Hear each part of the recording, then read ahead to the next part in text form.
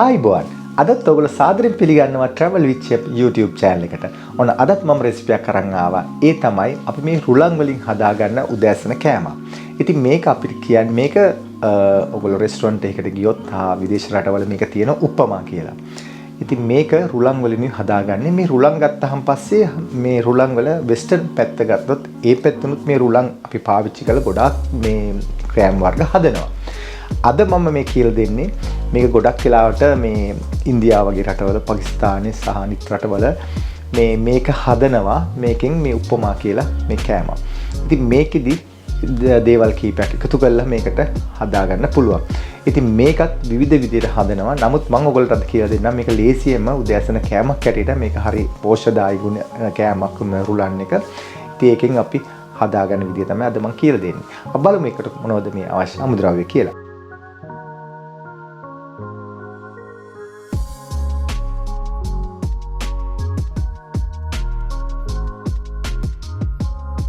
ඉතින් මේ තමයි මේ රුලන් එක. ඉතින් මේක අපිට පුළුවන් මේක මුලින්ම අපි කරන්න ඕනේ මේක අපි බැද ගන්න ඕනේ. මේක හිමීට අඩු ගින්දරේ මේක මේ කබලේ ගානවා කියලා කියනවා අපි. අපි පෑන් එකකට දාලා හිමීට බැද ගන්න තියෙන්නේ.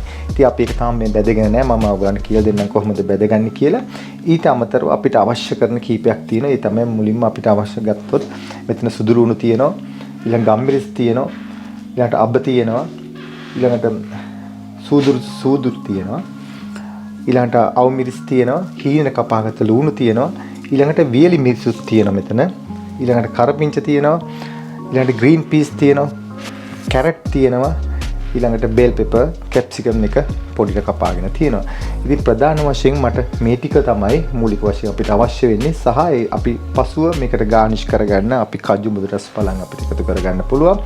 අපි මුලින්ම දැන් කරන්නේ මේ රුලන් ටික අපි පොඩ්ඩක් බැදගමු. ඉතින් මේ වගේ පෑන් එකක් අරගෙන මෙන්න මේ රුලන් ටික මේ විදිහට අපි දාගන්නවා. මෙතන තියෙන ග්‍රෑම් 500ක ප්‍රමාණය මේ රුලන්. ඉතින් මේකට අපි පාවිච්චි කරන මේක සැමලිනා කියලා. ඉතින් ඔයගොල්ලෝ දන්නේ නැති සමහර විදේශ රටවල ඉන්න අයට මේක ඔයගොල්ලන්ට ගන්න වෙන්නේ සැමලිනා කියලා. ඉතින් ඔයගොල්ලන්ට මේකේ තියෙනවා තව ටිකක් මේ ඇට ලොකු එක තියෙනවා. මේක ඇට කුඩාම එක තියෙන එක. ඔයගොල්ලන්ට ඉතින් මහත් එක ගන්නත් පුළුවන්. ඉතින් මේක මෙහෙම යාන්තම් අපි මේ වගේ හැම හොඳට මේක පාට එන්න අපි මේක මේ කබලේ මේ විදිහට මේ බැදගමු.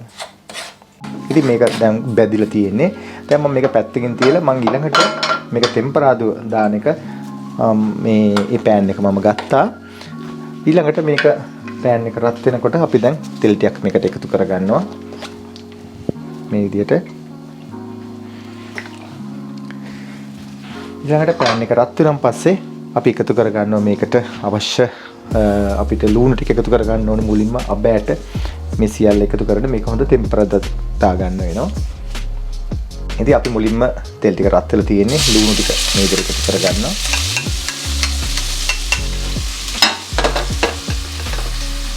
ඊළඟට අපි අබෑට ටේබල් ස්පූන් එකක් ප්‍රමාණ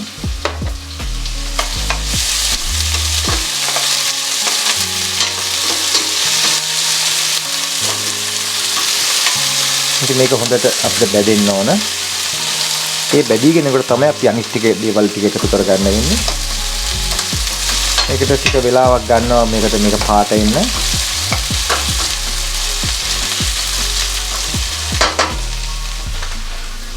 දැන් මේක බැදීගෙනවා. දැන් මම එකතු කරනවා මේකට සුදු ලුණු ටික.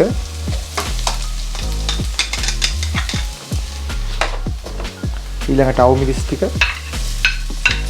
කරපිංච ඊළඟට වියලි මිරිස් ටික ඊළඟට කුරු සූදුරු ටික දැන් මේක හොඳට තෙලේ මේ විදිහට බෙදෙන්න අරිනවා. තෙල් ගොඩ දාගන්න එපා. තෙල් ගතිය වැඩි වුණොත් මේ ඩිෂ් එක ගොඩක් තෙල් ගතියට බර වෙනවා. ඒකයි මම තෙල් ටිකක් අඩුවෙන් කරන්නේ මේක.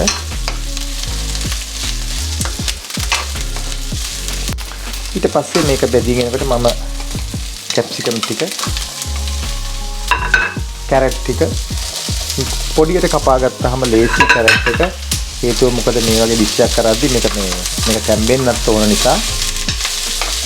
ඉතින් ඔයාලට ඕන නම් මේකට මේ වෙලාවේ එකතු කරන්න පුළුවන් මිරිස් කුඩු සහ යාන්තම් curry powder චුට්ටක්. නමුත් මේකදී එහෙම යන්නේ නැහැ. නමුත් සමහර වෙලාවට හිතනවා නම් එහෙම ඔයාලට ඕනි කියලා ඒ කිසි ප්‍රශ්නයක් නැහැ. මෙතනදිම එකතු කරන්න පුළුවන් මේ වෙලාවේ. දැන් මේක හරි සුවඳයි මේ වෙලාවේ මේක හොඳට ටෙම්පරාද වෙන නිසා. ඊළඟට මගේ ළඟ green peas තියෙනවා. ඒක මම තව පොඩ්ඩකින් එකතු කරගන්නේ. හේතුව මොකද මට මේක ටිකක් තැම්බෙන්න ඕන මේ කැරට් ටික.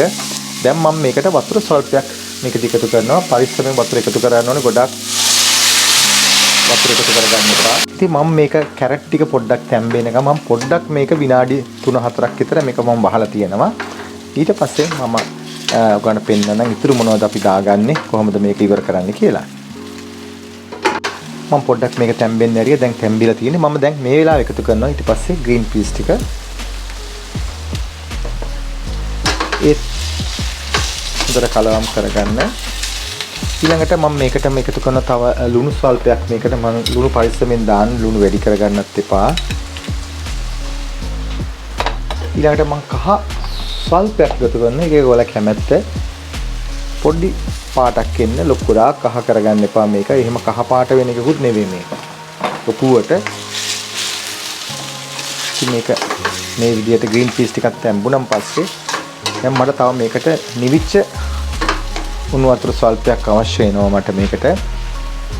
මොකද මේකේ තෙතමනේ ගතිය තියෙන්න ඕන. මම මේකට රුලන් ටික එකතු කරද්දි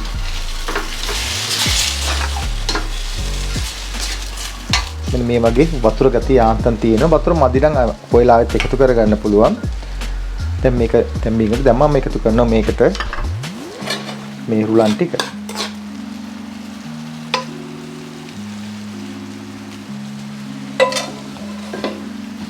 ඊට පස්සේ මේ විදිහට මේක හොඳට ගින්දර අඩු කරන්න. මතක ඇතුව අඩු කරලා මේක හොඳට කලවම් කරගන්න.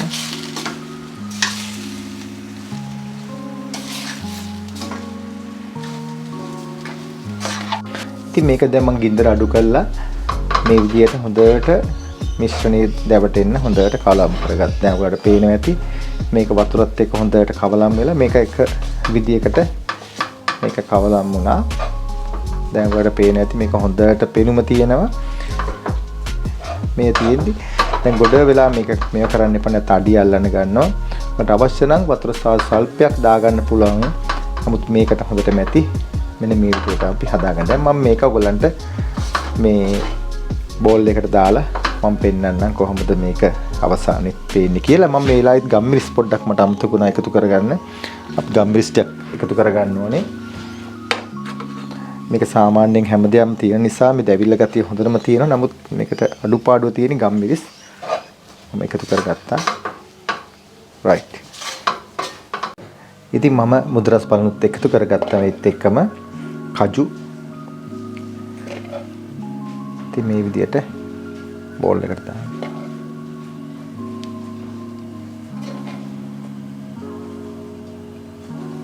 ඉතින් මම මේ හදාගත්ත උපමා එක තමයි මේ තියෙන්නේ.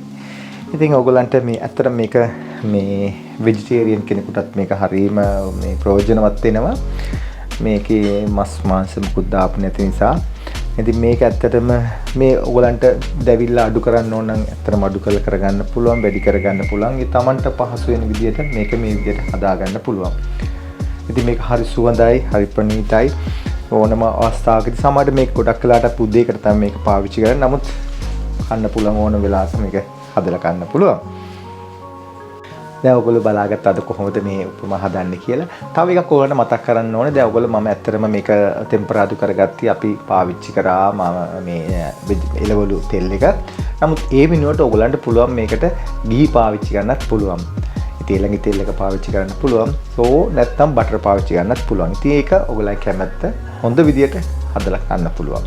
ඉතින් ඒ අතරේ ඔයගලන්ට මොන හරි ගැටලුවක් තියෙනවා නම් පුරුදු පරිදි මට කමෙන්ට් කරන්න. නැවතත් මෙවැනිම අලුත්ම වීඩියෝ එකක් හම්බෙනතුරු අදට ගිහින් එන්න. ඔබට සුබ දවසක්. ආයිබෝවන්.